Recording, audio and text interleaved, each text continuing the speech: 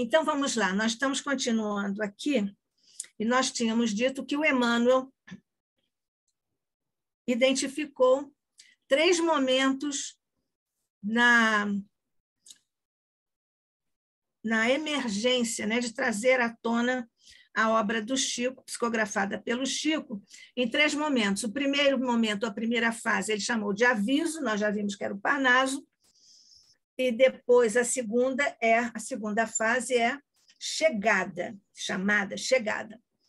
Então, estão aí, por exemplo, vamos começar pelos romances épicos. O que é um romance épico? É um romance que trata de ações históricas, épicas, heróicas, portanto, trata de heróis. Isso está muito ao gosto lá dos mitos, né, na Grécia e tudo, mas depois foi transformado em uma descrição de uma sequência de atos de heroísmo, do ponto de vista de personagens.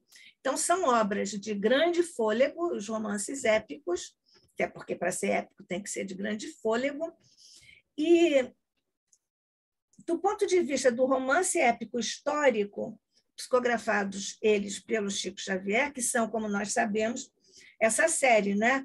Há 2000 anos, 50 anos depois,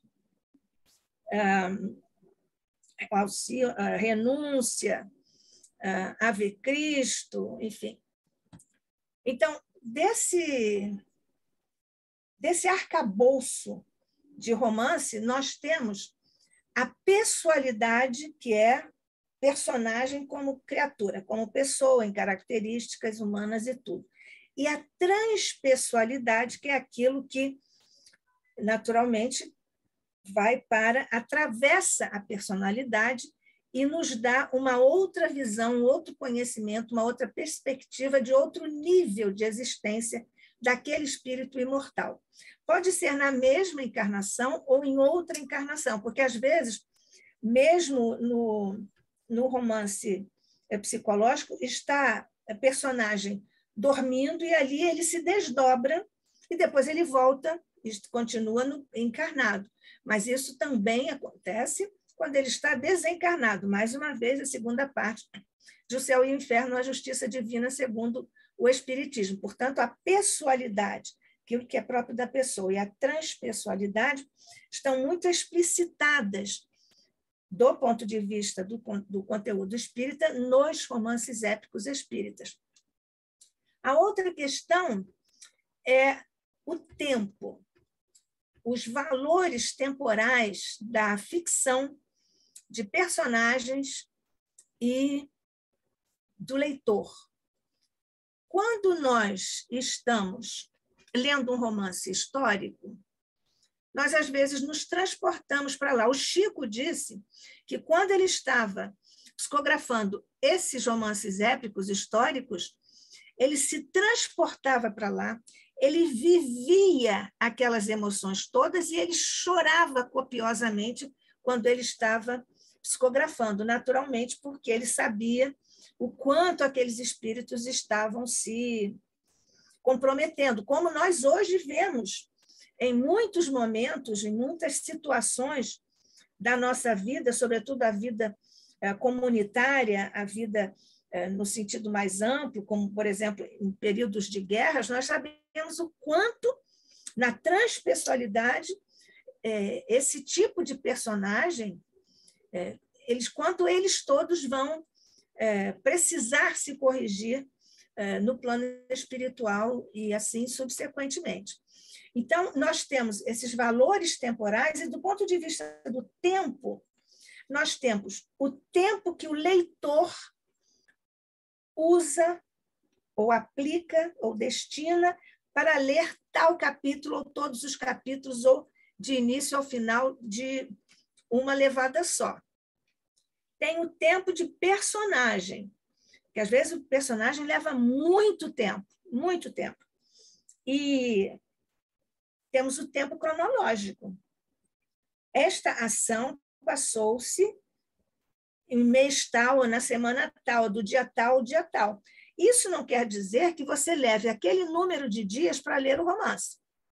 E também não quer dizer que aquele tempo foi bem corrido na emoção, na intimidade do personagem.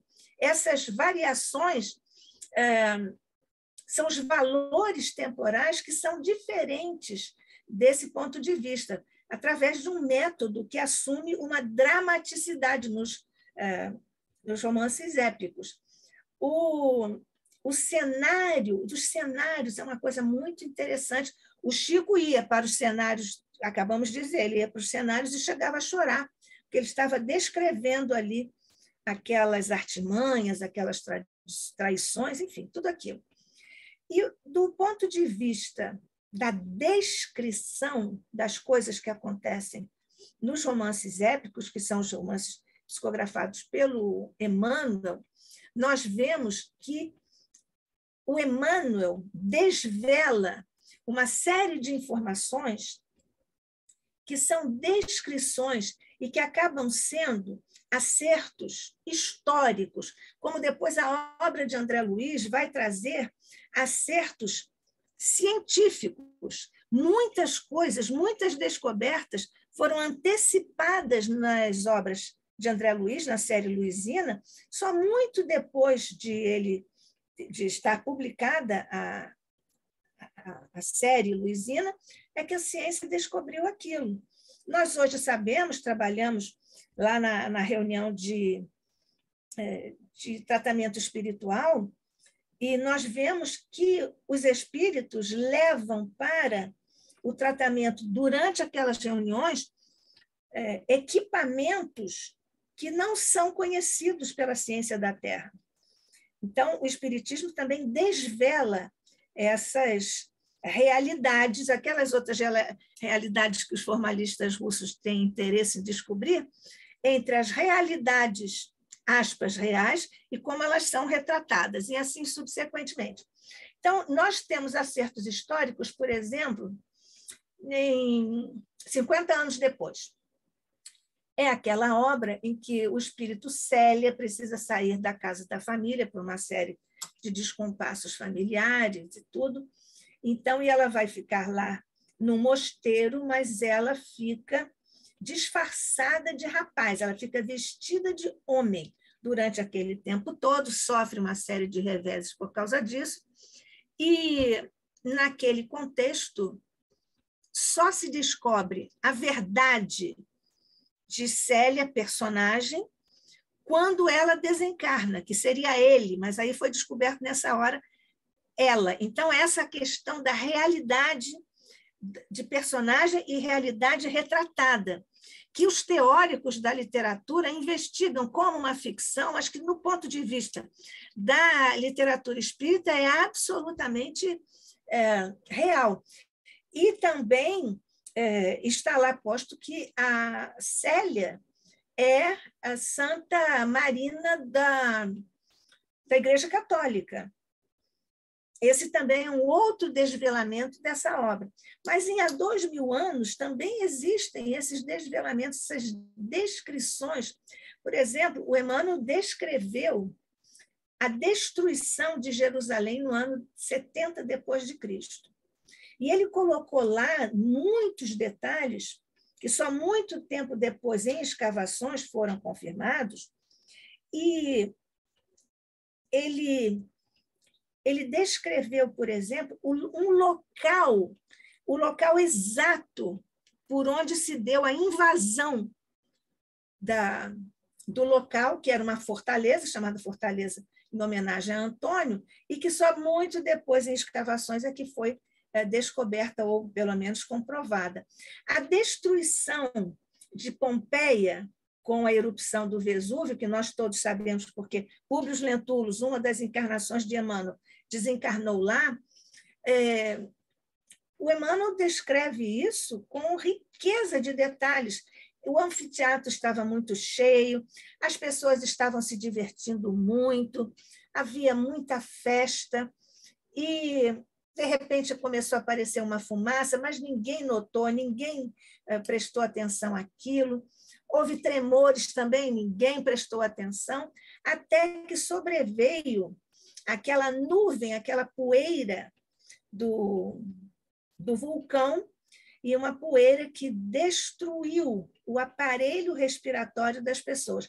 Quando nós vamos visitar Pompeia, nós vemos a posição em que ficaram as pessoas, umas deitadas, outras contorcidas, enfim, em várias posições, que era exatamente como elas estavam quando foram colhidas pela lava do vulcão. Então, esses são romances épicos, mas existem outros tipos de romance. André Luiz, por exemplo, não é épico, mas ele tem um romance chamado Sexo e Destino, nós todos sabemos. Existem romances de costumes, de psicológicos, policial, de terror, regionalistas, se quisermos, o romance de cavalaria, enfim, uma série de romances, esses históricos que nós estamos comentando. Só que o romance mesmo, como estrutura, ele surgiu no início do século XVII, com o Cervantes, com Don Quixote de la Mancha, aquele romance do Dom Quixote. Mas no século XVI também já existia o romance pastoril, né? Que era aquela coisa bucólica e tudo.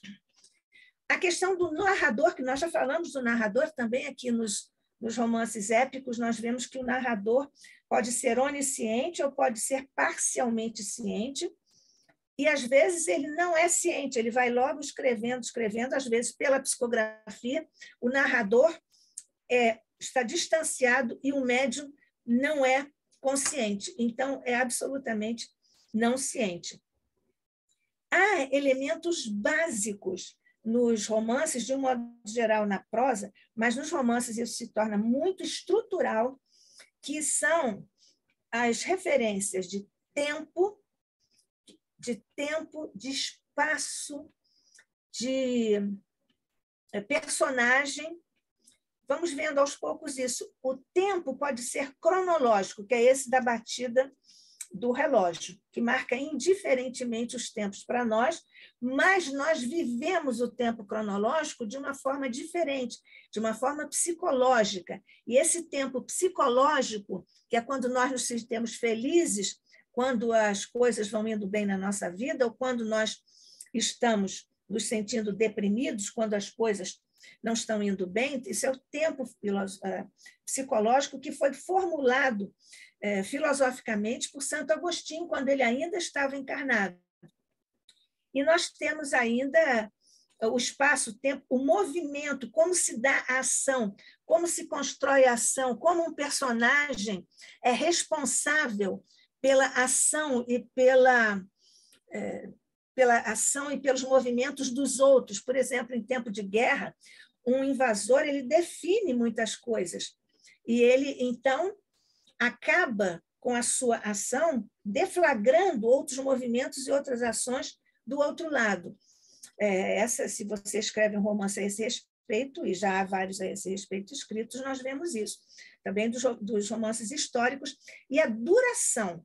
A duração é importantíssima, é uma formulação filosófica de nosso querido Henri Bergson, e ele fala da duração, que é a sequência de momentos da nossa consciência que nós vamos estabelecendo e construindo, dependendo de como nós assimilamos ou não assimilamos, captamos ou não captamos os movimentos da chamada realidade objetiva. O movimento psicológico moderno tem no romance uma manifestação com Dostoiévski, principalmente com os irmãos Karamazov, com William Faulkner, nos Estados Unidos, e com James Joyce, aquele escritor lá irlandês que escreveu James Joyce. Alguém já ouviu falar no James Joyce? É um livro desta grossura, que se passa durante um dia apenas na vida de um homem. E são todos os movimentos da vida intelectual, emocional, psicológica, transcendental, transpessoal dele, que vai sendo descrito às minudências. Por exemplo, uma passagem. o personagem vê um tecido com uma certa estampa. Ele é transportado com a visão daquela estampa para a sua infância, porque aquela estampa se parece muito com o tecido do avental da mãe dele, quando estava na cozinha preparando tal ou qual coisa. Então, são esses movimentos, e isso é duração, segundo o Bergson, está bem superficial, mas é só para ficarmos com uma ideia assim, muito básica. E no Brasil, na nossa literatura brasileira, nós temos a Clarice Lispector, que representa esse tipo de chamado romance, que nós chamamos de fluxo de consciência, stream of consciousness novel. Bom, então, nós temos aí essa questão das relações, e nós acabamos de ver as relações pessoais de personagens, intrapessoais, cada um dentro de si mesmo para reagir diante do que o outro pensa dentro de si mesmo, e interpessoais. Então, nesse caso, nós temos aqui uma questão interessante. Aqui na América Latina, nos últimos anos, surgiu digamos, uma linha, uma literatura chamada de realismo mágico. Nesse realismo mágico, as ações, as tramas das obras têm assim, espíritos que falam para eles, isso é tido na análise da teoria da literatura como uma coisa extraordinária, que não acontece. Essa realidade, aquele dilema dos formalistas russos, está aqui posto em questão.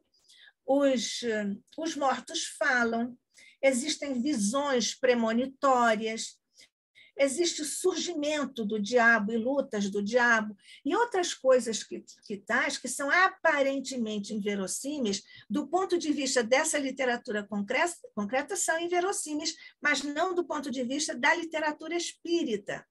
Então, existe aí uma consciência mágica com digamos, numa idade, num momento pré-racional, aí que ainda não foi atingida pela modernidade. Isso, mais ou menos, remanesce de um período lá do homem primitivo, quando ele vivia a consciência mítica, de que fala um filósofo nosso contemporâneo, o Gurdjieff, francês. Então, nós temos aí o espaço que é descrito, né? Qual é a cena onde se passa. É uma sala, é a sala de jantar da casa do André Luiz, lá em Nosso Lar, é o campo de batalha, é um lago, enfim, são esses cenários. Esses cenários são descritos para nós, pelos narradores, do ponto de vista do conceito de Descartes, do espaço cartesiano. O espaço cartesiano é esse que nós medimos, tem metro, centímetro, quilômetros. Esse é o espaço cartesiano. Mas existe uma outra instância do espaço, que é um espaço transcendental e psicológico que vive dentro de nós, dentro dessa fenomenologia bergsoniana da duração. Então, nesse particular, nós temos o caso, por exemplo, do André Luiz, a questão do tempo, que já se passou muito tempo, dizia André Luiz já estava desencarnado, já estava estava sendo considerado como se diz, um habitante, né, um cidadão de Nosso Lar, mas ele teve permissão de ir visitar a família no antigo lar. Chegou lá, ele reviveu tudo. Então, o espaço que ainda era para ele, naquele momento, continuava sendo o espaço real, mas para ele já era outro espaço. Ele estava numa outra realidade e já se situava de uma outra maneira naquele espaço, que, de uma certa forma, se metamorfoseou ali, se transmutou para um outro espaço onde estava presente a emoção dele depois de passar pelo umbral e por todo o treinamento para ele ser o cidadão de Nosso Lar. Nós temos ainda as reportagens e aí nós encontramos o nosso querido, que é outro tipo de gênero, na obra psicografada por Chico Xavier, e nós vemos o quanto esse médium tem que se adaptar, que sutilezas, que nuances mediúnicas ele já tinha desenvolvido ao longo dos tempos. Agora, talvez seja mais fácil, porque, do ponto de vista das reportagens do Humberto de Campos, a linguagem jornalística, o uso da linguagem, jornalisticamente falando, é muito mais simples, a frase é muito direta, é trabalhada sem muitas firulas, sem grandes metáforas, sem nada disso, mas é outro gênero.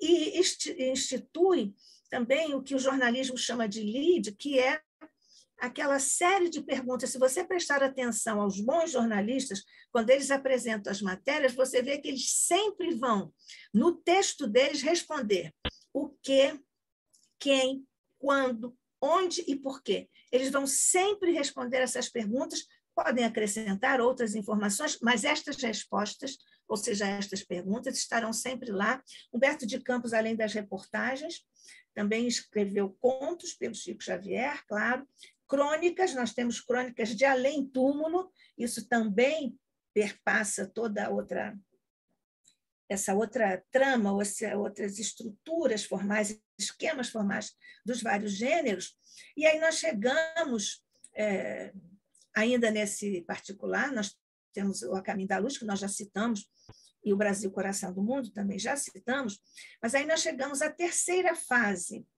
que é do entendimento, que tem a obra de André Luiz de cunho científico, e aqui é muito importante nós fazermos um contraponto.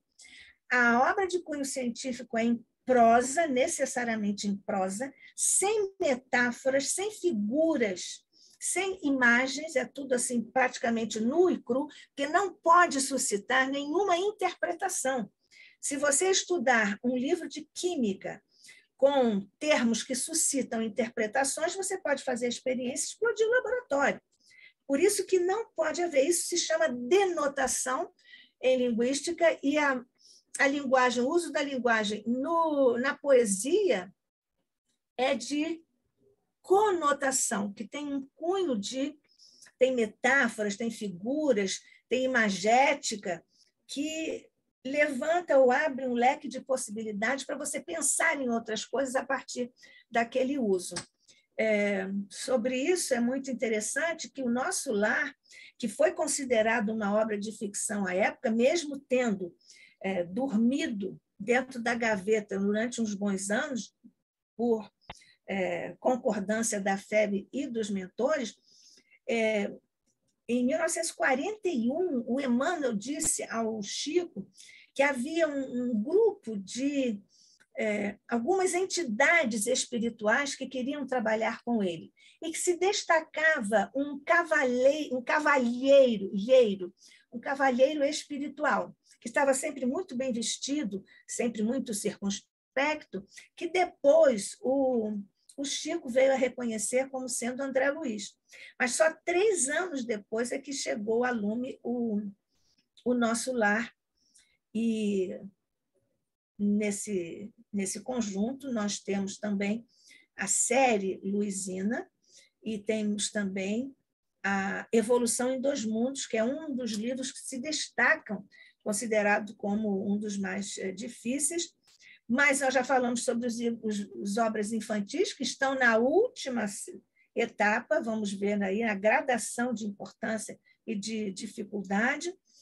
Esse primeiro livro da Veneranda foi divulgado, publicado em 1946, e já falamos sobre o transformador, que foi o Emmanuel da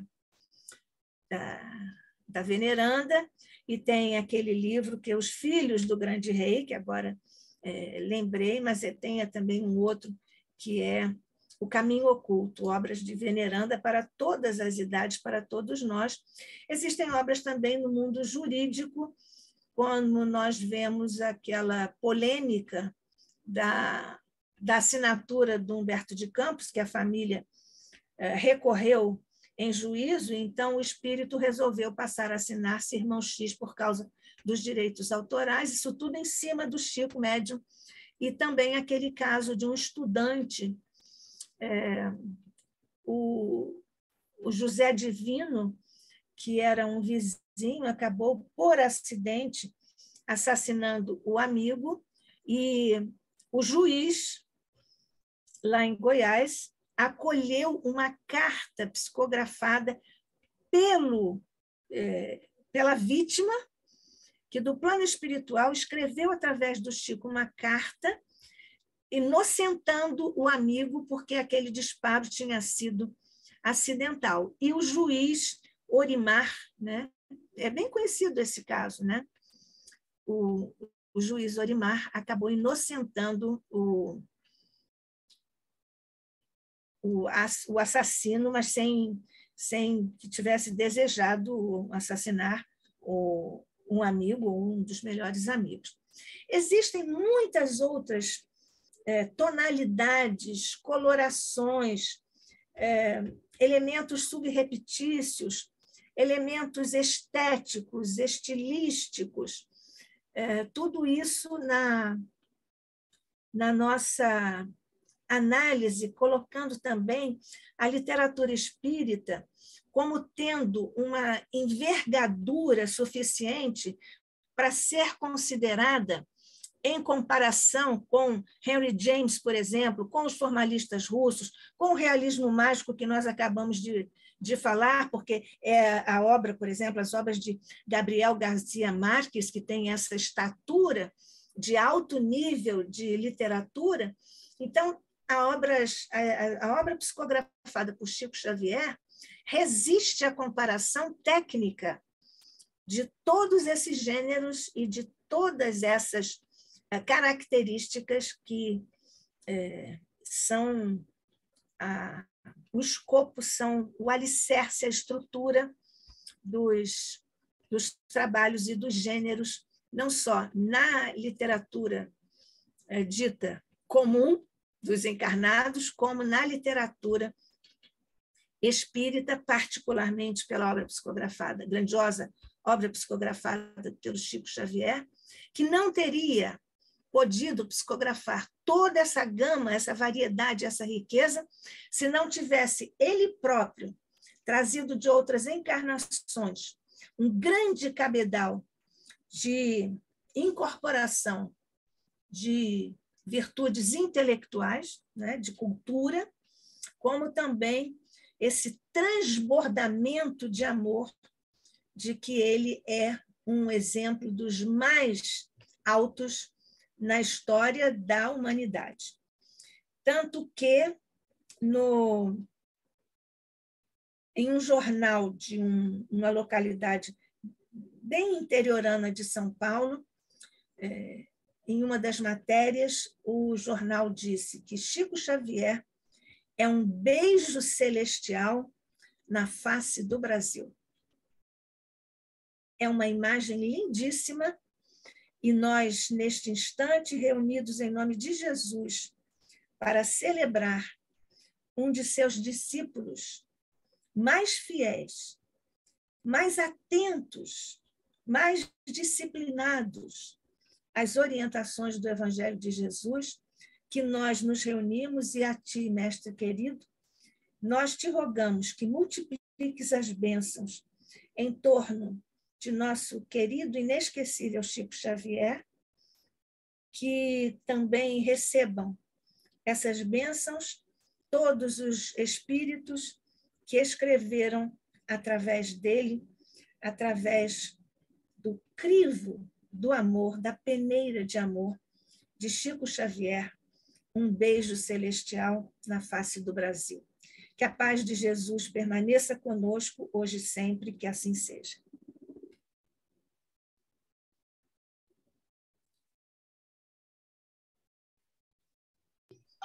Que assim seja. Olha, eu estou aqui, eu não vi se nós temos chat. Deixa eu ver aqui. Acho que não. Nós só temos um. Foi a Sheila que cumprimentou e disse sim. Então, nós não temos nenhuma pergunta, é isso? Quem quiser fazer pergunta agora, pode fazer. Eu poderia fazer um comentário? Por favor. Você, quando falou dos aparelhos que os espíritos trazem para a reunião, me lembrou de uma... Aqui na Praça da Bandeira, no meu centro. É no meu centro, que trazem para a reunião de que nós participamos. Sim, isso me lembrou um fato muito pitoresco que aconteceu comigo na casa espírita que eu frequentava. Eu estava, certa vez, fazendo um estudo e comentei esse fato na reunião. E interessante que, na reunião seguinte, uma das senhoras que estava presente, e aí chegou à reunião mediúnica, ela fazia também parte da reunião mediúnica, e ela disse assim, olha, não vamos esquecer do que Altamiro falou, que devem ter aparelhos mediúnicos aqui. A gente tem que andar com cuidado para não derrubar os aparelhos. Eu achei isso muito interessante. Muito interessante. Naquele filme Ghost, fica bem manifesta a relação, né, do encarnado da matéria, que faz assim, olha, e atravessa a realidade no outro plano. Exato, exato. Mas ela não compreendeu. Não, ela não compreendeu, pois é. Que é a questão da realidade real e da realidade retratada, né? Exato. Eu falei sobre essa realidade descrita pelo Emmanuel, por exemplo, nos romances épicos. O Chico Xavier disse que, em certas ocasiões, quando ele psicografava, ele dizia assim, às vezes eu sinto uma tal luz perto de mim que me dá medo. E era a luz superior, né? Mas nós não estamos, nem o Chico estava tão assim habituado. Também uma curiosidade, acho muito interessante isso, quando ele estava psicografando Missionários da Luz, a sequência de sessões de psicografia de Missionários da Luz foi interrompida, porque o Emmanuel, às vezes ele via o Emmanuel, enquanto ele psicografava, ele via o Emmanuel e o Bezerra confabulando no mesmo ambiente. Ele psicografava, o André Luiz estava psicografando, e ele via, o Chico via o Bezerra e o Emmanuel ali conversando. E aí ele disse que, certa vez, as sessões, né, a sequência de sessões de psicografia de Missionários da Luz, isso foi interrompido durante alguns dias, assim, no plural, alguns dias, para que Bezerra, Emmanuel e outros mentores definissem, selecionassem e discutissem a melhor forma de trazer aquilo para a psicografia e até que ponto as verdades, aquelas coisas, deveriam ser trazidas à lume.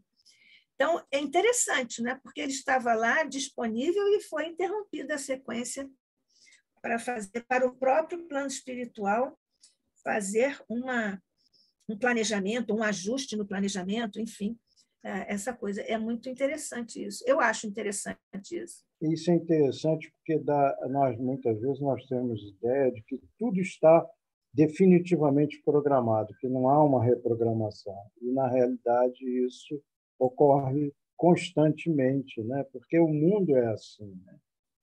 Pois é, o mundo é assim. Desculpe.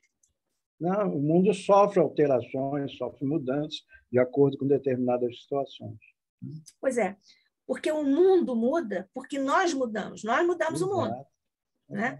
E aí foi por isso que o Heráclito, lá como pré-socrático, disse que tudo muda, que a única coisa que não muda é a mudança.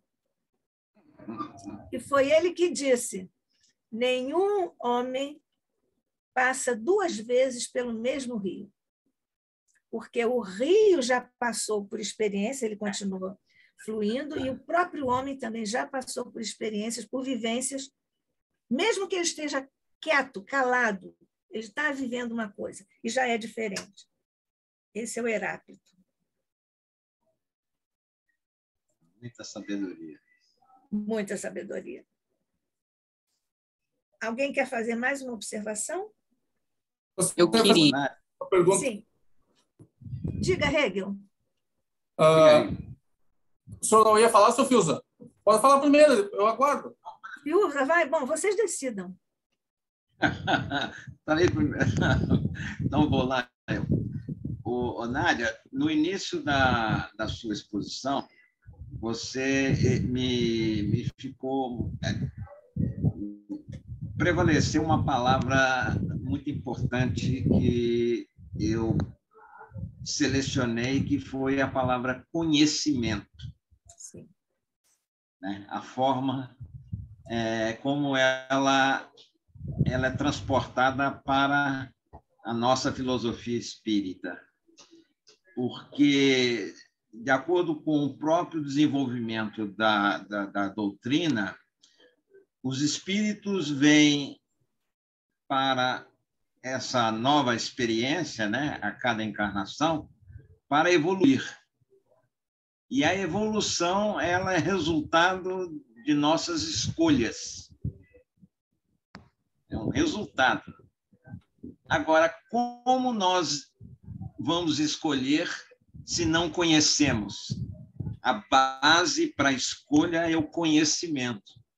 Eu acho que aí fecha todo um princípio fundamental desse conhecimento. Como é que vamos fazer escolhas sem conhecer? Nós precisamos primeiro conhecer para depois escolher. Nós dissemos isso, né? Nós dissemos isso. Mas eu vou acrescentar nessa sua frase aí, você me permite acrescentar uma palavrinha. Toda escolha lúcida depende do conhecimento. Porque quando eu falei das pessoas que só opinam, eu acho isso, né? Eles não se importam de conhecer o conhecimento. Eles têm a ideia deles, eles inventam, né? Isso é irresponsável, né? E elabora contra a própria evolução do espírito, né? Mas, sim, o início... Porque talvez até tenha ficado um pouco longo, mas você veja que sem esse contexto que tem conhecimento do espírito, tudo, não fica bem sedimentado o propósito de você falar dos meandros da obra psicografada do Chico Xavier em suas riquezas. E a gente fica sem fundamento. Ele psicografou a obra. Bom, isso aí, psicografou. Né? Só que ele não psicografou, como outros psicógrafos que agora fazem isso, me desculpem, vou aqui falar sobre isso, como alguns que psicografam só para publicar e vender. Que este é, no momento, um perigo para o movimento espírita. E é por isso que o Kardec nos alerta sobre isso, lá no final de O Livro dos Médiuns, né? Que nós precisamos ter ferramentas, e ele nos oferece as ferramentas, lá no final do Livro dos Médiuns, para nós analisarmos muito bem, à luz dos crivos do conhecimento espírita, segundo aquelas categorias que nós discutimos aqui, para ver se aquilo vale ou não vale. Esse aqui é um grande ponto no movimento espírita de hoje, que está sofrendo assédio porque está anunciado como tempo no final dos tempos, não é isso? Então, nós todos sabemos que todas as obras do bem estão sofrendo dificuldades, de ponto de vista vibratório. Às vezes, de origem externa, mas às vezes de origem interna, tipo fogo amigo. Kardec fala sobre isso, até nós comentamos, que eu já escrevi esse artigo para quando voltar à revista. O Kardec diz isso em uma nota dele, em uma matéria lá da Revista Espírita, em que ele fala que o grande inimigo do espiritismo e, consequentemente, da divulgação da doutrina é o zelo irrefletido dos amigos imprudentes. Então, é assim, zelo irrefletido dos amigos imprudentes. Então, você fica zelo e amigos completamente esvaziados por causa da irreflexão e da imprudência. Esse é uma barreira atualmente. Mas o Kardec já avisou isso antes. E nós estamos vivendo isso. É bem grave, é bom que nós estejamos bem atentas e bem atentos. Né? Alguém vai falar mais sobre alguma coisa? Pode ser? Sim. Eu pensei que você tinha desistido. Olhei para você, você ficou quieto aí. Até encadeou, porque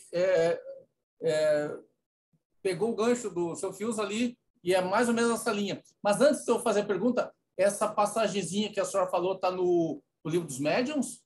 Do zelo dos amigos? Do zelo refletido? Não. Está na revista Espírita. Na revista Espírita.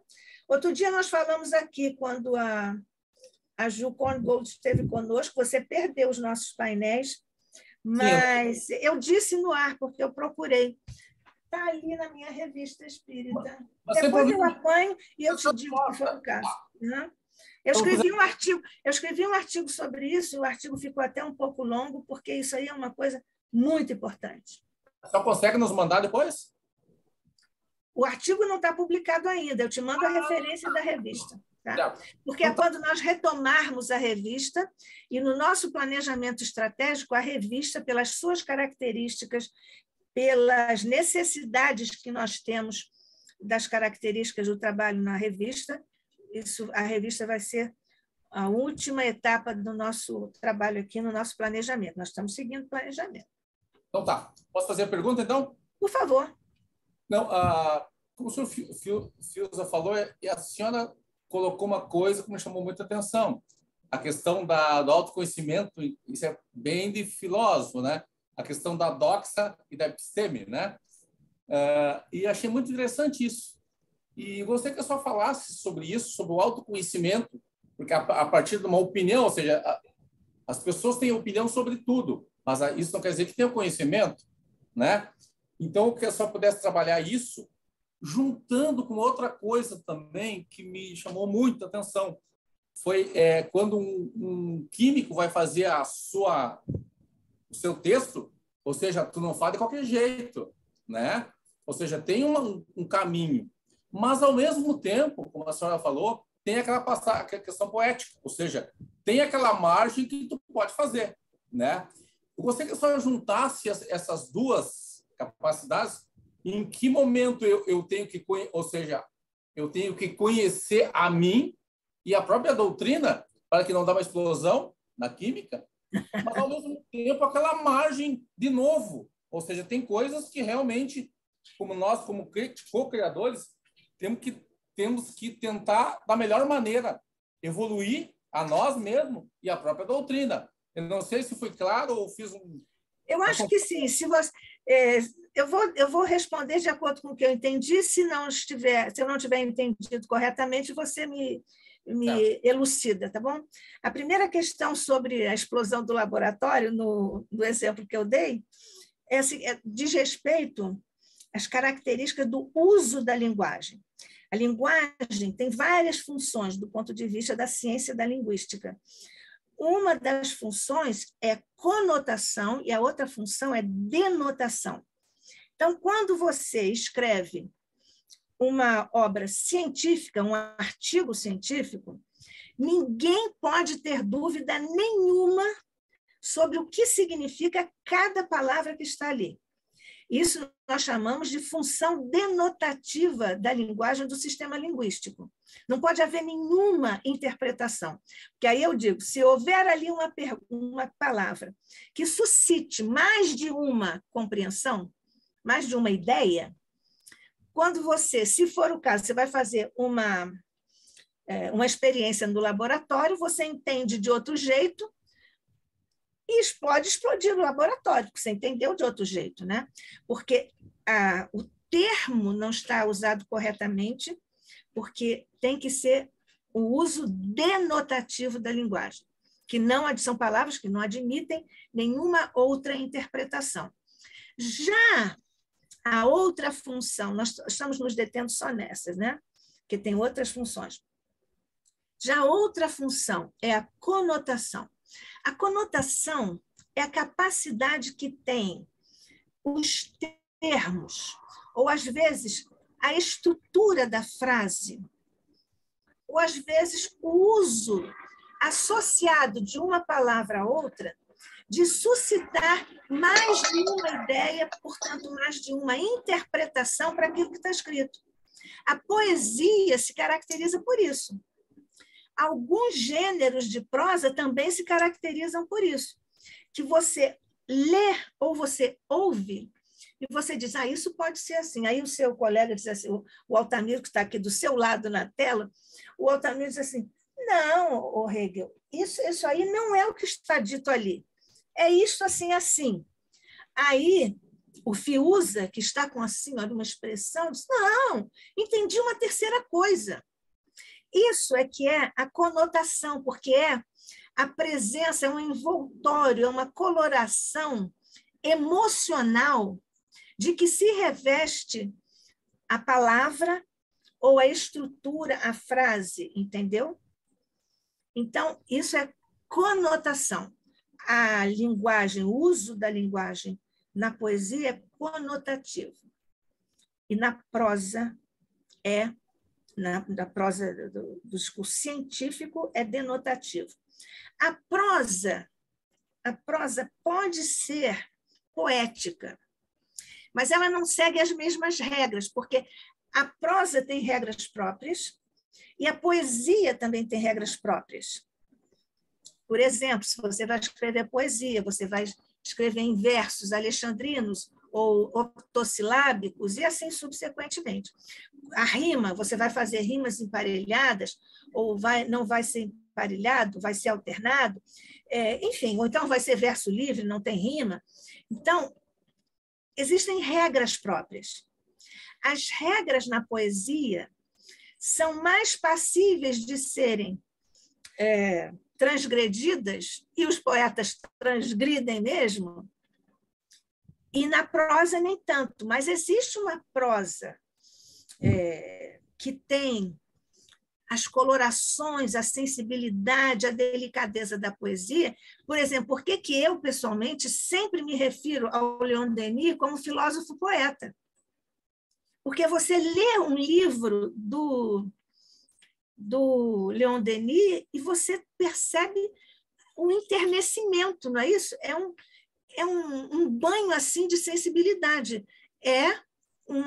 Ele trabalha muito também com a conotação, mas a escolha das palavras, às vezes, dá esse resultado poético, sem que as palavras tenham mais de um sentido, né?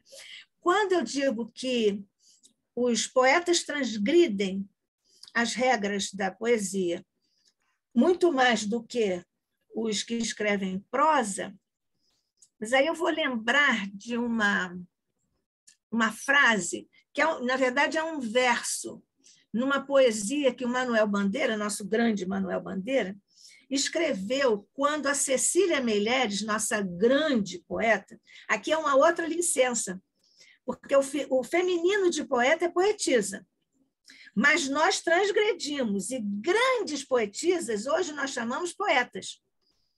Então, uma pessoa comum, uma mulher comum que escreva poesia, ainda que de boa qualidade, é poetisa. Mas Cecília Meirelles é poeta. Então, o Manuel da Nobre, eu estou com o Emmanuel na minha cabeça, o Manuel Bandeira, nosso grande poeta, transgrediu as leis, rígidas leis na prosa, as leis da sintaxe, do léxico, são leis muito rígidas, tem que fazer as concordâncias, não pode fugir, não pode escrever verbo, não pode colocar sujeito no plural, verbo no singular, esse tipo de coisa, né? Mas o Manuel Bandeira, porque é o grande poeta, quando desencarnou a Cecília Meirelles, ele disse assim em uma linha do seu verso, em homenagem a ela, né? Ele disse assim: a morte emenda a gramática. Morreram Cecília Meirelles. Ele só podia ter dito, pelas regras da prosa, só podia ter dito morreu. Mas ele disse morreram Cecília Meirelles.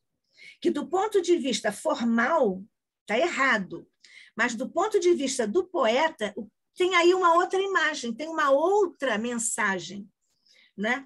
Ela é tão grande e tem tantas nuances e capilaridades nas facetas da sua obra que Cecília Meirelles são várias Cecílias, né?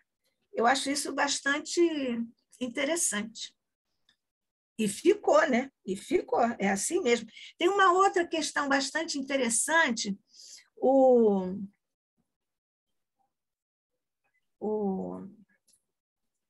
Catulo, da Paixão Cearense, nós sabemos que ele tem essas composições lindas, né? Não há, ó gente, ó não, luar como este do sertão. E tem outras composições também, né? Musicais e também poemas, também textos. Textos segundo as regras formais, os esquemas formais dos gêneros da prosa e da poesia. Ele segue isso. Mas ele tem, na verdade, um monte de poesias que reproduzem a fala do nordestino, daquele homem do interior do campo, que fala voz-me-ser, né? Que fala que não faz a concordância, né, de sujeito e verbo e tudo. E ele escreveu isso com esses, aspas, erros linguísticos. Aí, uma médium daqui do Rio de Janeiro, inclusive minha amiga, a família dela, minha amiga, os filhos, meus amigos, ela recebeu esse livro do Catulo com os poemas reproduzindo a fala errada do homem simples, né? Aí eles queriam publicar, mas eles estavam com cuidado, porque se eles publicassem, iam dizer: mas essa médium não captou bem a mensagem, porque está tudo escrito errado. Não é? Que a primeira doxa, a primeira opinião vai ser essa. Depois de hoje, todo mundo vai falar doxa e episteme, isso é muito bom. Aí, eles me pediram para fazer um estudo disso, de por que o Catulo da Paixão Cearense escreveu assim, aspas, errado, apesar de ele ter produção literária segundo os cânones literários, segundo os esquemas formais dos gêneros, né? E aí eu fiz esse estudo e está publicado parece que é a única obra psicografada pelo Catulo. Alguém já me falou que talvez haja uma outra, mas eu não conheço o médium, não conheço a obra, não conheço nada. Então, só estou dizendo assim, que um passarinho me cantou, que lá longe parece que o Catulo já psicografou alguma outra coisa, mas eu não tenho. A única obra de que eu tenho conhecimento do Catulo é essa. E as outras todas que estão publicadas normalmente, que são da lavra dele, mas seguindo as regras, os esquemas formais dos gêneros. né? Falta uma coisa que você me perguntou. Nádia, assim, juntando assim, eu falei a questão da linguagem denotativa e conotativa, eu me lembrava, mas claro que, como tu explicou, certamente vai ficar mais fixado em mim. Mas o que eu falei foi o seguinte, ó, porque assim, a questão da doxa é da episteme no autoconhecimento, porque o autoconhecimento. Eu posso tentar me conhecer, mas eu vou ter uma doxa, eu vou ter uma opinião. Na realidade, eu vou opinar sobre mim, mas eu não vou me conhecer. Só para terminar assim, esse é um ponto. A segunda é o seguinte, é como usar... Essa é uma questão. Ou seja, como é que eu me conheço, não como opinião, mas como conhecimento. Uma questão. A segunda é que eu meio embaralhei as duas. A segunda questão é o seguinte, outra questão, no movimento espírita, às vezes as pessoas, no nosso movimento, às vezes as pessoas podem... Como é que esse fogo amigo, será que não é essa dificuldade, por exemplo, entre seguir a doutrina espírita ou seja, com o que o Kardec queria dizer, olha, é bem isso, se tu sair disso, explode. Se tu for outro caminho, assim, tipo, vou criar o que eu quiser. Porque o que acontece, às vezes, é que as pessoas não têm o espiritismo do Kardec. É o espiritismo do Kardec e o dele. Né? Então, essa questão que eu digo, como é que eu sigo o rigor do Kardec, pegando o seu exemplo do químico, se eu não seguir o rigor do Kardec, vai explodir, mas eu também tem coisas novas que eu vou ter que dar minha opinião. Quer dizer, ou seja, o movimento espírita vai evoluindo. Né? Será que, às vezes, o movimento não se perde nesse eu lírico de criar alguma coisa no movimento espírita? Certamente. Como você gostou do exemplo do laboratório de química, né? Você gostou bem. E você transpôs isso para o movimento espírita, para a irreflexão nossa, a nossa... eu não estou querendo usar a palavra que me ocorre, mas, enfim, a nossa tendência de querer fazer julgamentos de tudo sem estudar.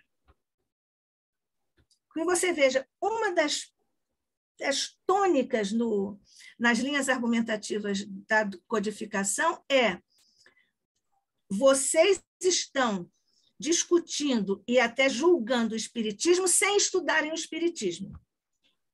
Não é? O Kardec diz isso para todas as pessoas, os detratores do espiritismo, algumas teologias, né? Outras religiões, sem estudarem o espiritismo, já eram contra.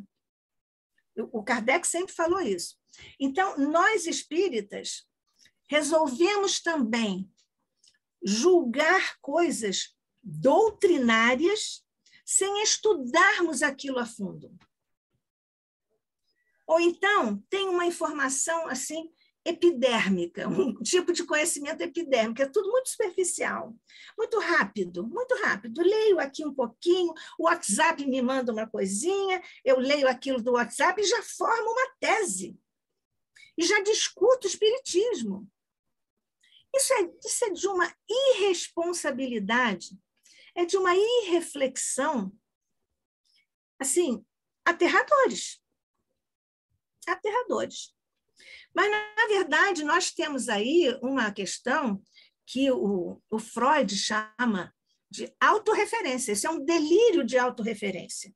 Eu posso contribuir para a doutrina espírita. Não pode. A doutrina espírita é um conjunto que está fechado com coerência interna e coerência externa. Se você quiser seguir isso, siga isso. Se não quiser, invente uma coisa para você seguir. Mas não fique colocando enxertias nisso, das suas opiniões. Isso faz muito mal à doutrina.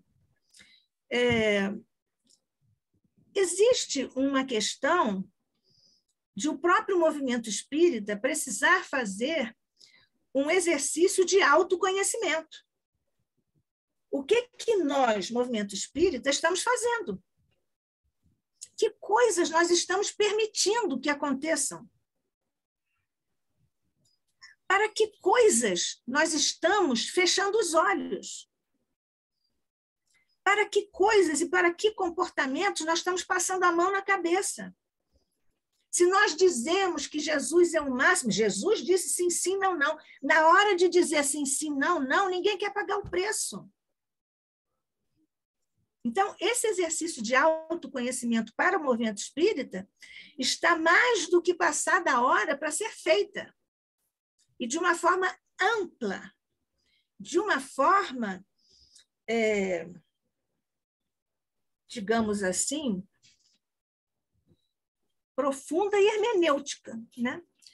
Bom, a questão do autoconhecimento que eu já transpus, já apliquei para o movimento espírita, que, do meu ponto de vista, eu acho que é muito importante, né? O grande perigo, ou a grande dificuldade que o ser humano encontra é investigar a si mesmo, conhecer a si mesmo. Nós nos conhecemos na superficialidade.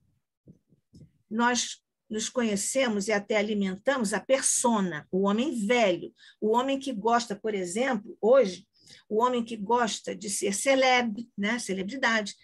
Nós vivemos o mundo das celebs, né?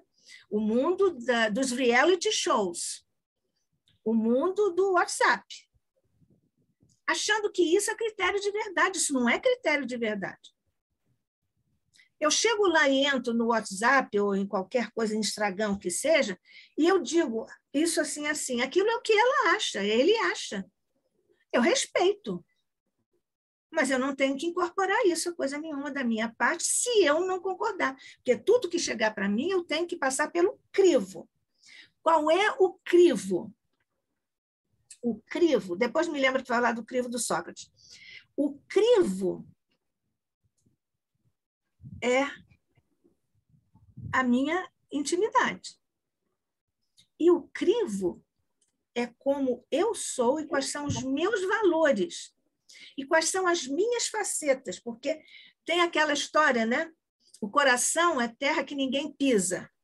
Se você colocar isso para o espírito, né? A realidade espiritual de cada um, ninguém pisa. Por isso, eu me lembro que eu disse ainda há pouco, eu gosto de dizer isso, que Jesus é mais íntimo de nossa alma do que nós mesmos. Ele nos conhece mais do que nós. Nós precisamos fazer esse mergulho em nós. Mas para nós mergulharmos em nós mesmos, primeiro é preciso uma bela dose, sabe de quê? De humildade. É humildade.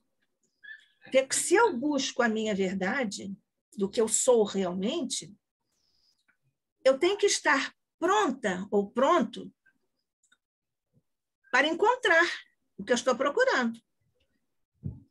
E como seres que ainda precisamos estagiar em um mundo de expiação e provas, nós temos uma zona obscura. Não é isso? O Jung fala muito disso. Então, essa zona obscura da minha figura, do ser que eu sou, eu às vezes não quero conhecer. Eu resisto, porque eu não gosto. Mas, ao mesmo tempo, como é que eu vou modificar uma coisa que eu não conheço? Ô, Hegel, melhora um pouco esse desenho aqui. Que desenho? Você não pode melhorar nada se você não conhecer. Por isso, começamos pelo conhecimento. Então, quando eu também fiz uma referência, é como você tirar foto. Você, não sei se você já estava aí. Nós sabemos que nós olhamos assim no espelho, aí nós achamos, esse aqui é meu perfil melhor, é mais bonitinho, é mais fotogênico do que este. Então, todas as fotos eu vou tirar assim. Nós vivemos socialmente as chamadas máscaras, né? Joana de Ângeles também fala sobre isso, porque nós estamos sempre querendo oferecer ao outro o nosso melhor ângulo. Mas ele não pode não ser real. Pode não ser real. De um modo geral, não é. Mas eu estou sendo cautelosa e pode não ser real. Então, é preciso que haja humildade, persistência e exercício sistemático. Porque quando você treina mergulho, aqueles atletas que sobem lá na coisa da piscina, não tem um nível assim, a plataforma aqui nesse nível, tem uma outra plataforma aqui, tem uma outra plataforma lá, não sei quantos metros. Eles não começam lá do último. E, às vezes, mesmo na competição, eles trabalham, fazem um cálculo dos saltos que eles vão dar para terem os pontos necessários e não queimarem alguns saltos maravilhosos que eles têm para ganhar os pontos no último nível, né? Então, para nós nos conhecermos, é preciso nós termos persistência, exercício, prática, para nós chegarmos lá, porque a gente vai para profundidade. E nem sempre é agradável o que nós vamos encontrar. Mas aí vai dar trabalho, vai doer, e nós não gostamos da dor. O Pietro Baldi diz, abraça fraternalmente a tua dor. O Leon Denis fala, a dor é uma amiga, é uma instrutora. Os nossos mentores todos, Joana, Emmanuel, todos eles, André, falam disso, que é uma espécie de irmã que vem nos despertar para nós nos melhorarmos. Mas nós não queremos isso. Nós resistimos. Por isso, nós reencarnamos sistematicamente, né? Eu acho que, mesmo assim, ainda não respondi uma parte da sua pergunta. É assim, ó. É que ele fez várias perguntas juntas. Eu não quero. Eu sei que tem várias questões aí até. Não, mas por enquanto ninguém se movimentou aqui. Assim, ninguém escreveu no chat e ninguém levantou a mão. É o seguinte, por exemplo, quando a própria doutrina, claro que ela é fechada, ela tem os princípios, mas também tem o seguinte: ela é progressista, né, progressista e evolui. Vai chegar um determinado ponto em que nós, enquanto espíritas, de posse da teoria e da prática espírita, vai chegar coisas novas, que o movimento em nós, nas nossas vidas, ou na sociedade, nós vamos ter que enfrentar. Coisa que não existia no tempo do Kardec, por exemplo. Mas tudo está ali. Ou seja, nós vamos ter que aplicar a teoria. E, ao mesmo tempo, quando a gente aplica a teoria, a gente pode reelaborar a teoria, mas mantendo o princípio. Mas já é uma coisa diferente. Então, exatamente isso. Tem que ter muito conhecimento para enfrentar o novo. Porque aí a gente só fica no antigo, e aí uma coisa que em seguida aconteceu, né? A interpretação oficial do Espiritismo. Que a gente tem que ter muito cuidado disso, né? Eu citei a Gênese, capítulo 1, item 55, que diz isso: o Espiritismo jamais será ultrapassado. E quando eu agora falei, eu disse que o Espiritismo é uma doutrina que está fechada. Está fechada do ponto de vista da coerência interna, que você não pode colocar ali qualquer coisa que não seja comprovado cientificamente. Então, é fechada nesse sentido porque não é qualquer um de nós, a opinião de qualquer um de nós, que vai ser incorporada, assimilada pelo corpus teórico da doutrina. Foi nesse sentido que eu falei.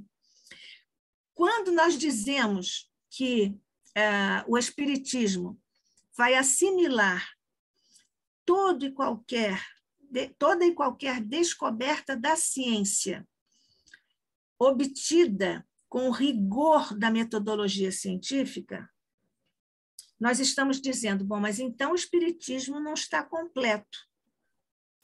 É que ele tem ali, em termos de Aristóteles, em termos aristotélicos, ele tem ali alguma coisa em potência. Está lá dentro dele, mas não desabrochou. Quando vem uma informação de ciência e vem aqui e se identifica, diz, lá, como vai você, essa ideia aqui se casa com a minha, ele assimila. Isso é um conceito que não é pouco conhecido, pelo menos de mim. Nós falamos muito de transcendência, né? Eu tenho uma série de artigos na revista Cultura Espírita sobre transcendência e sobre intranscendência. Intranscendência é um outro conceito de transcendência, que é uma transcendência que está em repouso. Em termos aristotélicos, está ali em potência. Quando vem uma ciência e descobre uma coisa nova, que se dá muito bem, se conversa com, dizem agora, tem uma expressão aí, né?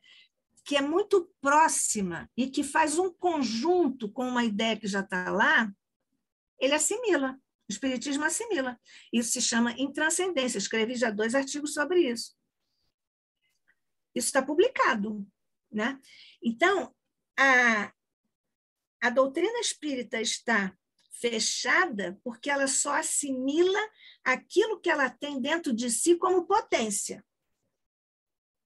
É como você, por exemplo, querer colocar a semente, em termos aristotélicos, é potência. É uma coisa que está ali e que vai acontecer na sua natureza quando houver condições propícias. E ato, em termos aristotélicos, é quando aquilo se transforma, quando a potência se transforma na coisa. Por exemplo, o fruto. O fruto está lá dentro da semente. A flor está lá dentro da semente, só que a gente não vê. Quando ela se transforma e tem condições de crescer, aí aparece o fruto, a flor, e depois aparece o fruto. Porque lá estava em intranscendência. Então, essa é uma questão. Me escapou agora uma outra ideia que eu ia desenvolver. Então, o autoconhecimento tem também essa vereda ou essa faceta de o próprio espiritismo se transcender.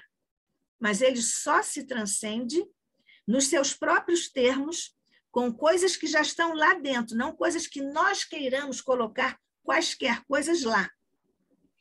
Por isso que ninguém pode ficar incorporando opinião.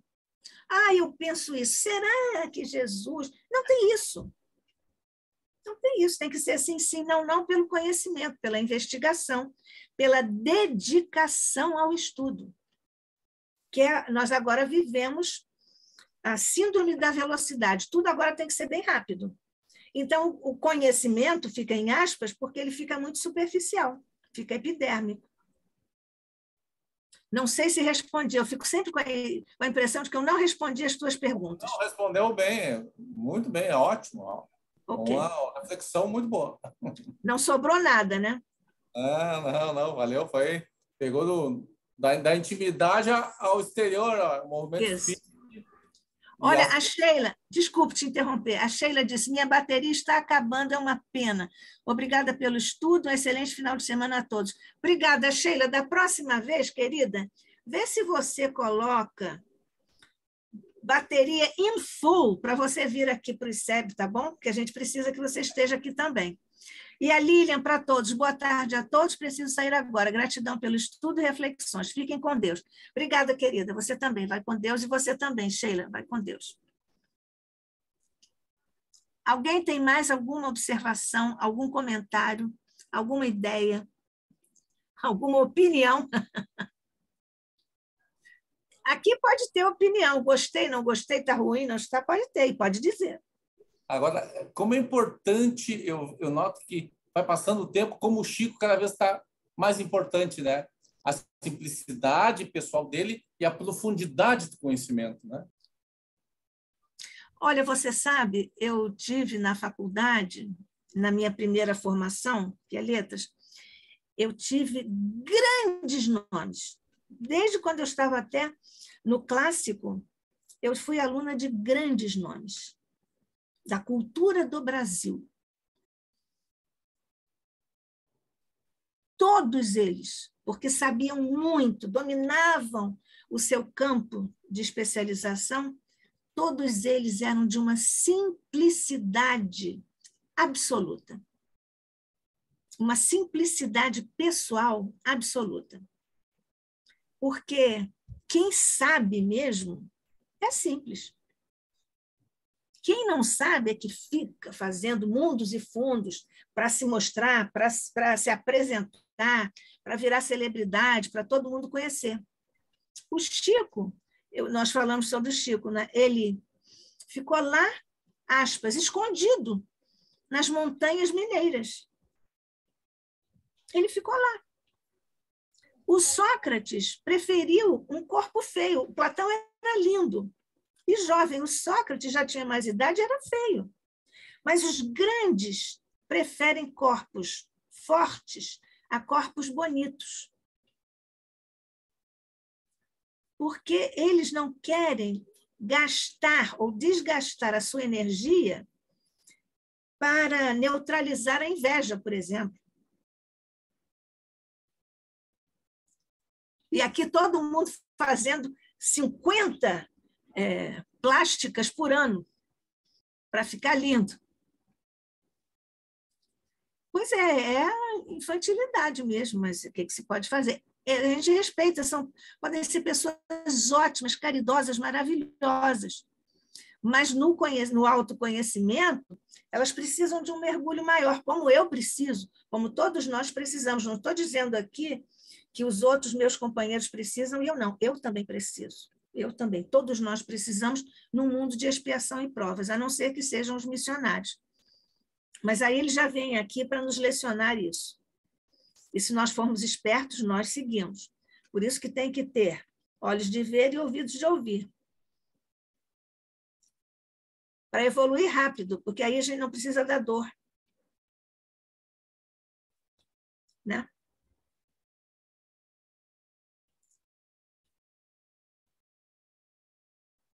O Hegel está meditando, ele fica lá com o chimarrão,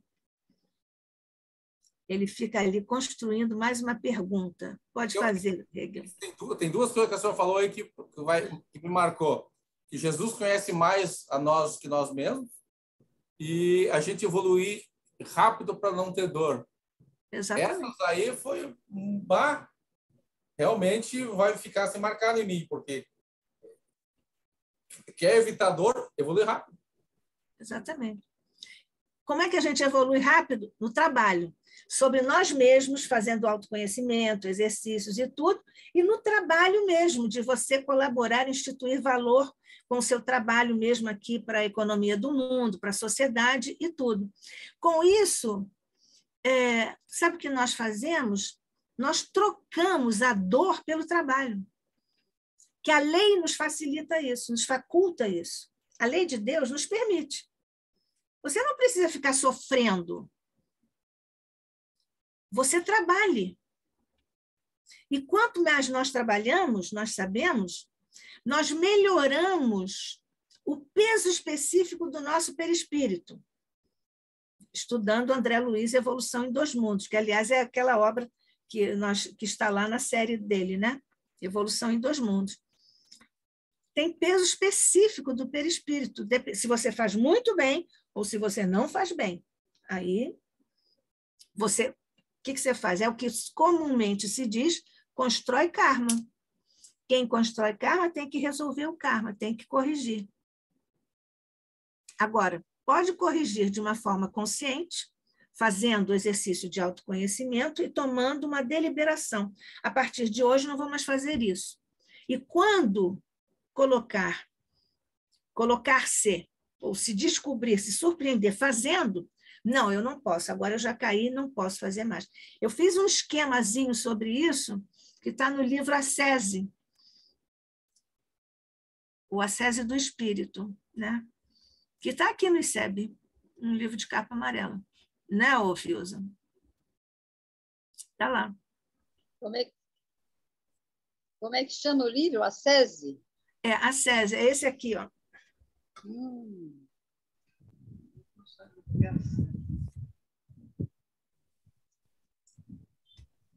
Isso.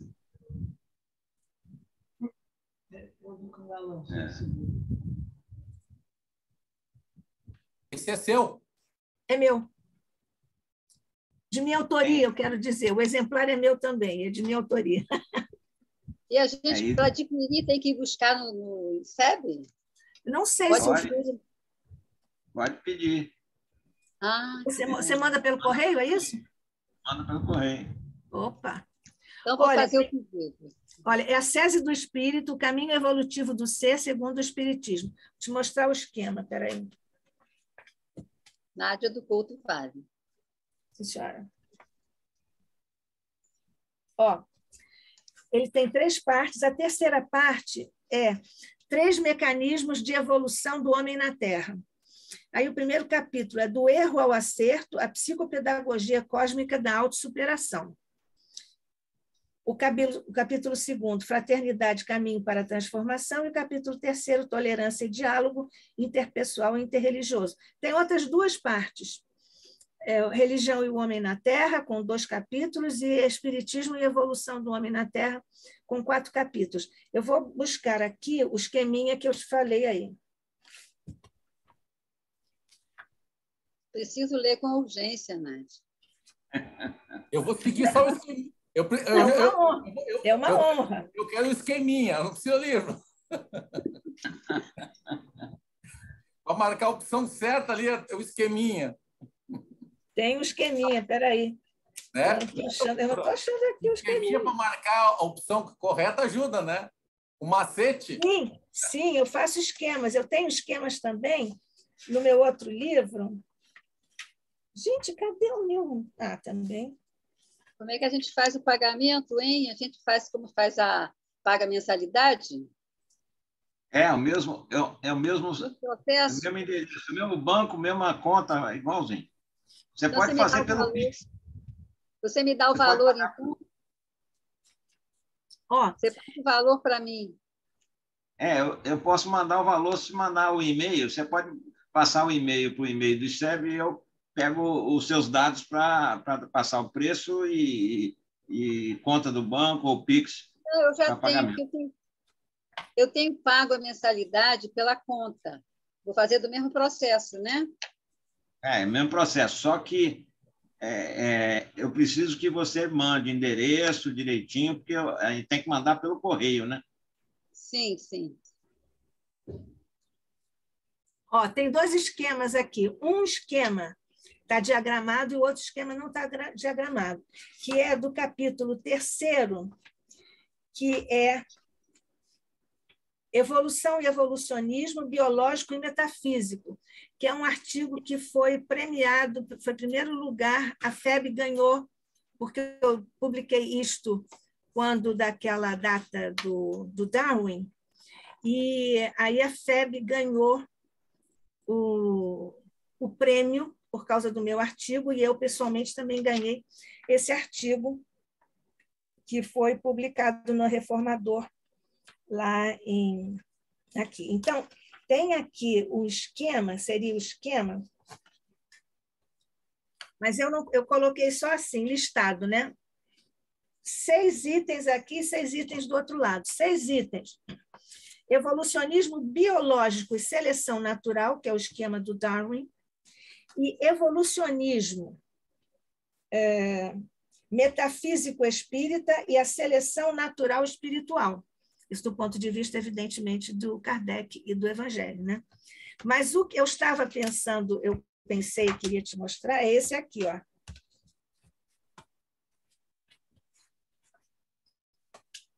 Vê se dá para ver. Não sei se dá. Não, bem pouquinho. Melhora, não? Melhora mais porque eu estou sem óculos. Mas eu vou ver na minha própria mão, nas minhas mãos. Tá bom, Hegel, você dá para ver mais ou menos? Assim que usa me mandar. Não, é porque o Hegel está vendo bem. Tá bom. Sim. Vou pegar meu óculos. Tá. Algumas coisas eu acho que valem a pena estarem diagramadas. Outras eu acho que não valem a pena. E eu, graças a Deus, eu não desenvolvi a mania de fazer isso. Mas eu tenho um outro esquema bom que você vai gostar, quer ver? Eu não estou achando aqui o meu...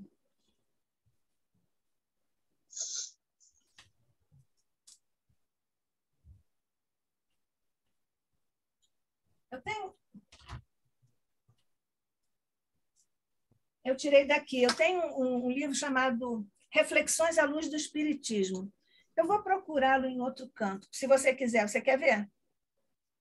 Sim. Eu vou lá para Reflexões à Luz do Espiritismo. Reflexões à Luz do Espiritismo.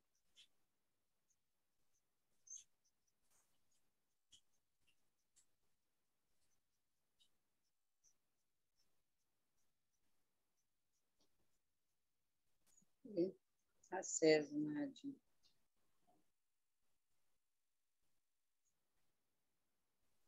Você está pagando alguma coisa no celular?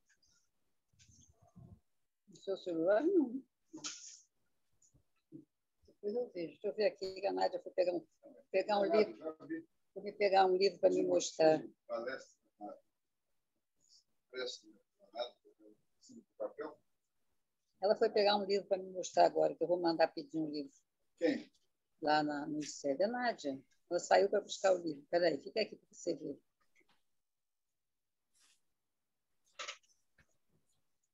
Este aqui. Ah, sim.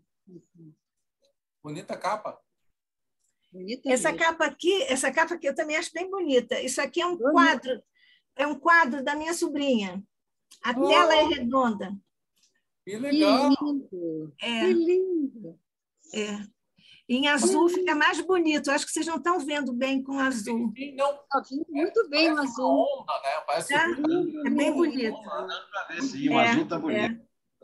Não é bonito? Isso é um quadro. Isso é um quadro.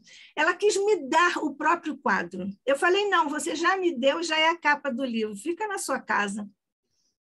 Mas eu adoraria que o quadro estivesse aqui, mas eu não achei justo. Espera aí. Eu não sei de cabeça, mas eu acho que nós temos o estoque desse livro também, eu não sei, eu tenho que ver. Mas, olha, tem que ser da edição que foi feita pelo Clube de Arte, tá? Que é a segunda edição. A primeira edição não está boa. É aquele problema que você mudou, né, da primeira para a segunda? Tá. Exatamente, exatamente. Certo.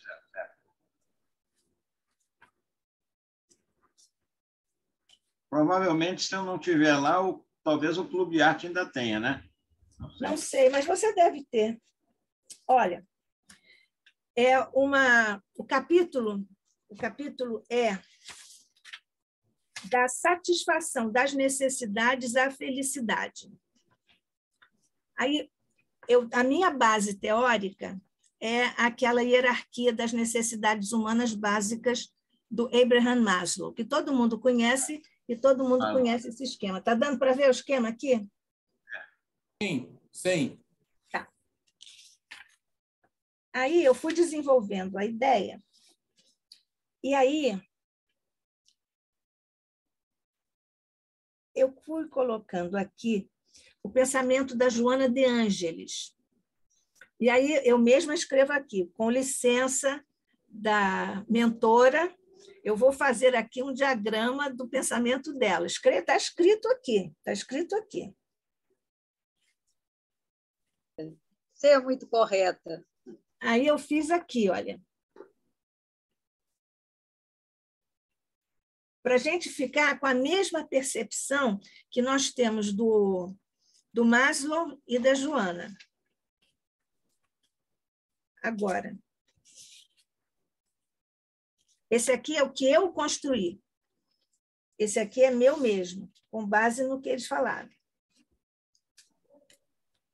Aqui, olha. Levanta mais o livro, levanta mais. Aqui, olha, são. Está dando para ver? Tá. Agora Está sim. vendo que tem uma linha cheia? A linha cheia Mas não dá para ver o que é. Eu estou vendo. Não, tudo bem, mas eu te digo. Mas vê se você está vendo uma linha cheia, com o vértice para cima, e uma linha pontilhada com o vértice para baixo. Levanta um pouquinho mais para cima. Aí. Tá bom. Está vendo? Que são dois triângulos, um de vértice para cima, outro de vértice para baixo. Sim. O de vértice para cima é do homem encarnado. e do homem, aspas, normal do ponto de vista da evolução. E aqui, do ponto de o pontilhado é de cima para baixo. Então, aqui, olha, necessidades humanas e espirituais do ser, que foi o quadro que eu fiz. Aqui embaixo está o homem velho. A base dessa pirâmide é o homem velho.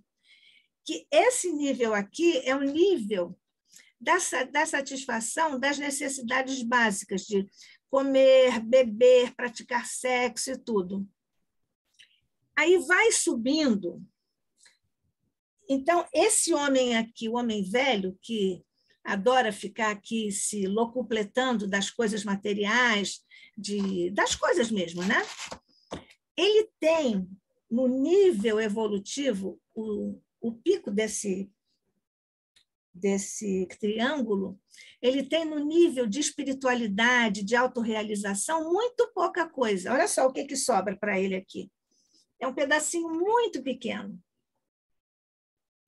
Já, por exemplo, Chico Xavier, você imagine se o Chico Xavier iria ficar querendo se embebedar, comprar coisas demais, ficar se locupletando em shopping, comer, beber, praticar sexo, tal.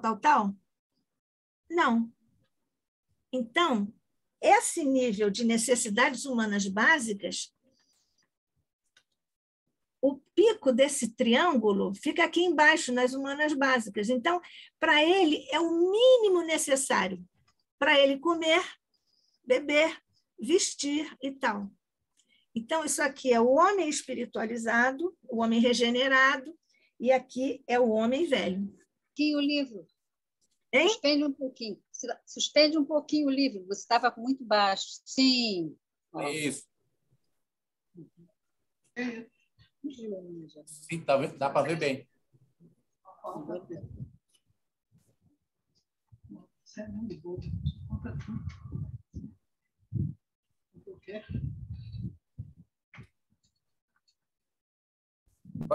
Agora ainda já, como é difícil,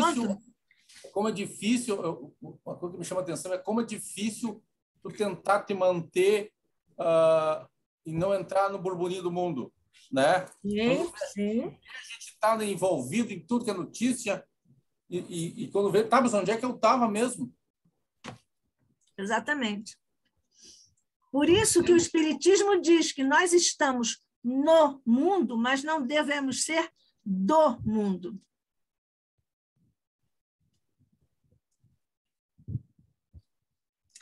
Ô, Fiuza, nós estamos aqui em família, eu vou ser bem indiscreta. Eu posso mandar um beijo para sua esposa, que está ao seu lado esquerdo? Pode. Deixa eu ver você, deixa eu lhe dar um beijo. Muito obrigada. Um beijo. Obrigada por estar aqui conosco, viu? Como é seu nome? Jussara, prazer em te conhecer, querida. Muito bem-vinda, venha sempre, tá? Beijo. Jussara foi a responsável pela minha entrada no movimento espírita, porque ela é bem mais antiga do que eu. Olha, tá vendo? Jussara, você merece muitos louvores, mas muitos louvores. Mas, olha, você também soube escolher o trabalhador, viu? Porque o Fiuza, no ICEB, agora que eu estou trabalhando mais assim, estreitamente com ele, é um caso excepcional de dedicação, de datividade, de honestidade, de seriedade, de boa vontade, de amor ao Instituto. Então, eu tenho muita felicidade de estar trabalhando assim, bem próximo a ele dessa vez, né? Porque eu conheço também Fiuza há muitos anos, né? Mas Jussara soube escolher esse trabalhador para colocá-lo no movimento espírita. E você sabe que você tem esse mérito de ter feito esse bem ao ICEB, viu? Porque o Fiuza é uma figura muito importante no momento. Ela é uma trabalhadora do movimento espírita lá da antiguidade. Ela foi companheira lá da dona Brunildes. Opa! Ela foi conterrânea da Brunildes e trabalhou lá no Lar de Teresa durante os primórdios lá do Lar de Teresa. Também teve muito contato com o Altivo. Sim. Ô, Jussara, sim. Ô, Jussara, você não está mais no Lar de Teresa? Não. Ela agora está guardando realmente um recolhimento. É mesmo? Tá bom. Não, recolhimento... Tá bom. Ela trabalhou, já cansou. Tá certo, tá ótimo. Eu dei passe, ela deu muito passe, trabalhou muito lá, teve muita coisa. E um detalhe, hein? Você lembra do Altivo, né? Sim. Altivo, ela não precisava de conversar com o Altivo, não. O Altivo se comunicava com ela à distância. Opa! Os dois se falavam. Se falavam sem... Por aqui. Era impressionante. Eu ia lá, eu ficava só olhando assim de lá e falei, o que é isso? Aquele livro do Catulo, da Paixão, que eu disse que eu fiz aquele estudo a pedido da família, foi publicado lá pelo Leon Denis e o Altivo gostou bastante. Foi ele que selecionou a contracapa, que é uma parte do meu estudo. Ele gostou do livro. O grande Altivo, né? O nosso companheiro também. Que exemplo, né? A mediunidade dele era um negócio assim fantástico. Um espetáculo. Coisa impressionante. Nossa, era fabuloso. O mentor dele era o Dr. Herman. Dr. Herman. Bom, alguém mais vai fazer perguntas? Comentários? Não? Então, deixa eu ler aqui. O Altamiro precisou sair? É porque chega o netinho dele, assim, no final do sábado. Um abraço, minha amiga. Tem um compromisso que hoje não é o tradicional. Então, hoje não é o netinho. Obrigado pelo belo estudo. Desejo um excelente final de semana para todos. Fiquem com Deus. Obrigado. Pronto. Aí ele saiu. E nós também podemos sair, né? Também quero agradecer, Nádia. Sim, Dalva, pode falar, querida. Não, nós não estamos ouvindo você direito. Está picotando. Foi muito bom. Nádia, você está ouvindo? Eu estou ouvindo, está picotando, mas não? Eu estou ouvindo. Não, eu estou ouvindo. Você estava picotando, eu acho que agora melhorou. Você me ouviu, Nádia? Sim, você disse que foi bom o estudo. Sim. Foi muito bom. Teve até musiquinha, bom. Depois das perguntas dele. As perguntas do Hegel, é isso? Alguma coisa, mas não é aqui, não. Sim, as perguntas do Hegel. Você fez uma explanação muito boa, dependendo das perguntas dele. Foi muito bom. Sim. Ah, tá bom. Eu adorei. Então, vamos agradecer ao Hegel. Não, agradecer a Nádia, hein, porque eu só fiz as perguntas. Resolve. Resolve. E ela resolveu muito bem. Muito bem. Foi Obrigada. ótimo. Obrigada. Então, terminamos? Terminamos. Okay. Então, tá bom. Obrigada, Dalva. Obrigada, Luiz Lemos. Obrigada, Hegel. Obrigada, Jorge Pio. Obrigada, Jussara. E obrigada, Fiuza. E obrigada, Fátima, que esteve conosco aqui também. E vamos agradecer, né? Obrigado, Fátima. Obrigada, gente. Boa tarde. Diga, Hegel. Agradecer a Fátima também. Tá bom. Como é que vai ser? É segunda-feira as palestras? Como é que vai ser?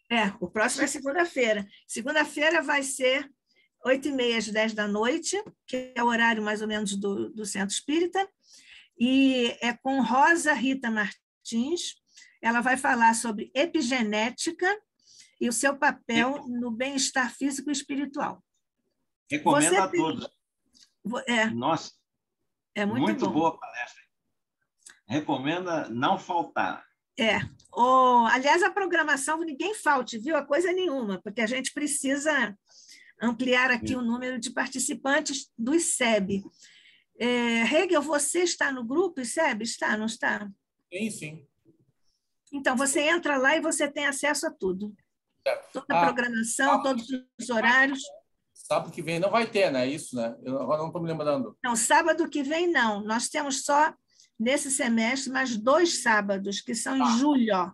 Dia 2 e dia 9 de julho. Dia 2 vem o Paulo Henrique de Figueiredo para falar sobre autonomia, e no dia 9 vem o Jorge Pio, que está aqui, falar sobre saúde integral segundo a visão espírita.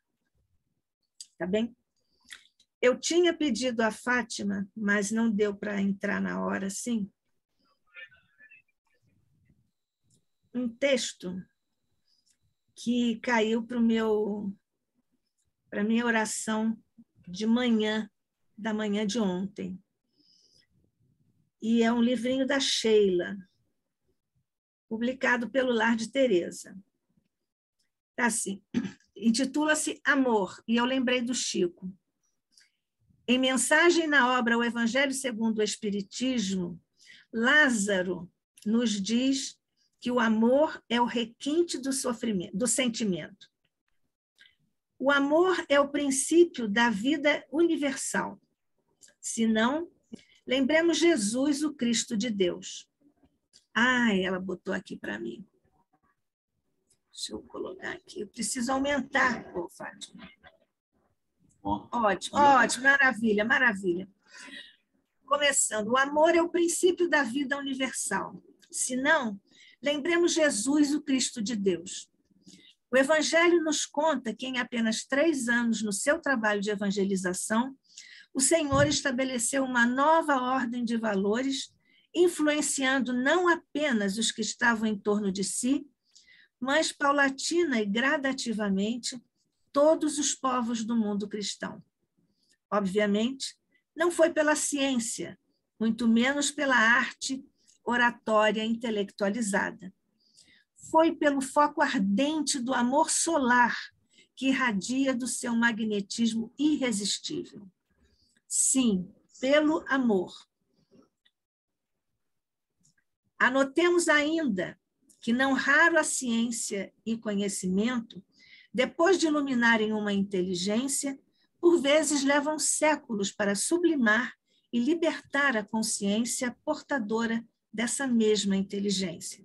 No entanto, um único sopro ou leve vibração de amor é suficiente para impulsionar a alma a voos sublimes de ascensão e ascese. Sim, estamos plenamente de acordo que a organização e a disciplina, a responsabilidade e a humildade não como virtude servil, mas como obediência construtiva às leis do Pai Eterno, são essenciais em qualquer trabalho. No entanto, o amor será sempre fundamento de toda realização bem-sucedida. Pelo Espírito Sheila, nosso querido Espírito Sheila, nossa amiga querida, por um médium Emmanuel Alves Moreno, do Lar de Teresa, e eu vou guardar isto aqui. Eu ontem li isso aqui antes da minha prece de manhã, e eu pensei no Chico. Eu acho que o Chico está representado aqui nesse texto, em todas as circunstâncias que a mentora define. Então, em louvor ao Chico, guardemos isso aqui, que é uma bússola, é um caminho para nós irmos atrás, né? Então, é isto.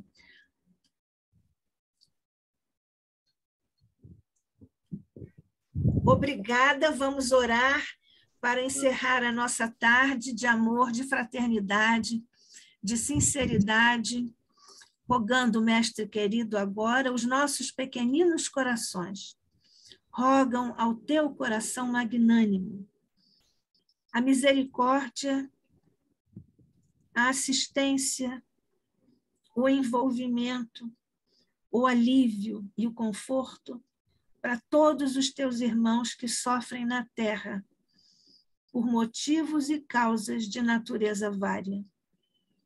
Envolve-os, Senhor, nesta tua vibração de amor e paz, de proteção infinita, para que nessa segurança que só encontramos em Ti, abaixo do Pai, possam todos os nossos irmãos em todos os quadrantes da Terra, muito especialmente os que vivem agora sob os guantes cruéis da guerra fratricida, Jesus, possam eles agora experimentar a mesma pacificação e o mesmo clima pacífico que nós estamos vivendo neste instante no encontro do Grupo Espírita ICEB, o Instituto de Cultura Espírita do Brasil, ICEB. Possam eles, mestre, ter a multiplicação dos recursos, das energias, da resiliência, da esperança, para que encontrem, Jesus, o alívio na concha amorosa dos teus braços e no manto sagrado de Maria, a nossa mãe, por teu legado neotestamentário. Envolve ainda, Jesus, todos os que trabalham no bem em todos os locais, sejam ou não de caráter religiosos, mas que sejam, mestre, os trabalhadores do bem, que assim estão incluídos na tua seara. Guarda por misericórdia em envolvimento e vibrações de restabelecimento da saúde, do equilíbrio do corpo físico, perispiritual e espiritual, dos nossos queridos irmãos César Reis e Rubim, o nosso José Henrique Rubim, bem como todos aqueles, mestre, que atravessam agora as duras provas da enfermidade. Abençoa, ilumina e guarda o nosso ICEB nos momentos em que definimos novos rumos sob a tua chancela, o teu amor, tua permissão, sob o manto de Maria e sobre a coordenação e supervisão de nossos amigos espirituais, de Olindo Amorim e Jorge Andréa, à frente desse esforço de trazerem o melhor para o ICEB. Graças te damos, mestre, pelo encontro que foi chancelado pelo teu amor e pela tua fraternidade.